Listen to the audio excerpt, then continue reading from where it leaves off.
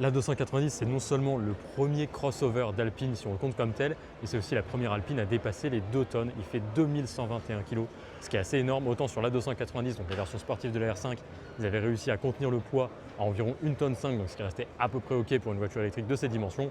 Autant là, malgré le fait que ce soit une grosse voiture de 4,62 m de long, et bien franchement, presque 2,2 tonnes, c'est assez énorme. Alors évidemment, il faudra voir ce que ça donne sur la route. Alpine promet un comportement routier assez sympa grâce à 3 moteurs électriques qui permettent d'avoir un torque vectoring assez poussé. Maintenant, bien sûr, même avec ce torque vectoring et avec 470 chevaux en version GTS, on sortira forcément cette masse puisqu'on ne peut pas non plus éviter les lois de la physique.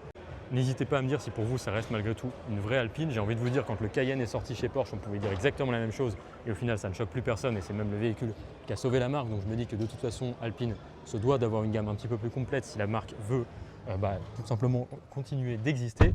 Donc à mon sens, pourquoi pas, tant que c'est bien fait et que dans sa catégorie c'est celui qui représente le mieux l'esprit Alpine, c'est-à-dire une certaine légèreté mais qui reste relative par rapport à ces catégories. Maintenant évidemment tout ça, il faudra y répondre sur la route.